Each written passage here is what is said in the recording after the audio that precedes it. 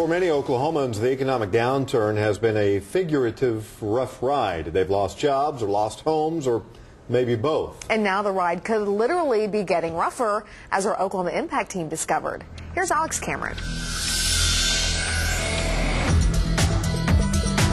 Oklahoma is not known for having the smoothest roads, that's for sure. Now it seems, thanks to the economy and despite your continued tax-paying contributions, some roads will be even less smooth and maybe a bit dangerous.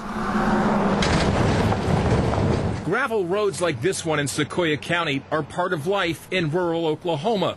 Only problem is, up until a few months ago, this road was paved. It's terrible, it really is, that you got to drive over something like this. But, you know, if you don't have the money, you know, to fix it, you got to go what you can. This here's inch-and-a-half crusher run. Sequoyah County Commissioner Steve Carter says that gravel is a temporary solution. Large sections of this and many other paved roads were damaged by the extreme weather last winter, and Carter says the county can't afford to do asphalt overlays right now. His funding, he says, is down more than $1 million. When somebody's been driving on a blacktop road all their life, they don't want to go back to a gravel road. And that's understandable. I'm just like them. But, you know, for us right now, we have to fix it so that they can drive at all. And that's what this is all about. Delbert Spears doesn't care for all the dust the gravel generates, but says this is definitely more drivable.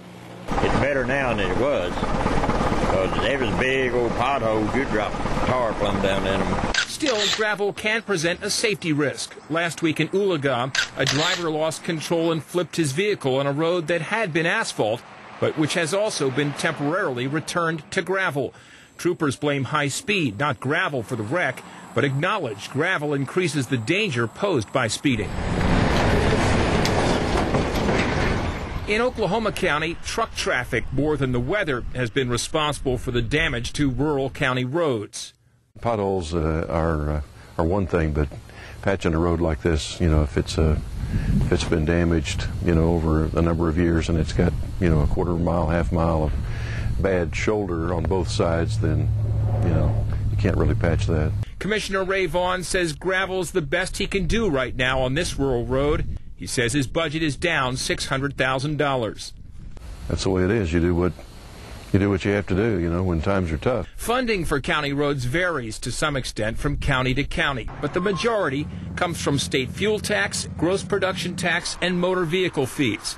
Combined, those revenue streams declined 10% in the last year and are still dropping, meaning this return to the Stone Age may be widespread and not so short-lived. Everybody's in about the same boat. You know, it's just the economy's got everybody hamstringed right now, and it's just not a good situation to be in right now. Some commissioners say because their roads were damaged in a disaster-declared winter storm, they should be able to get money from FEMA to help them properly repair these roads. But say so far, FEMA's saying no. State emergency management officials are now working with all parties on a solution to this. We'll be watching to see what happens. For Oklahoma Impact,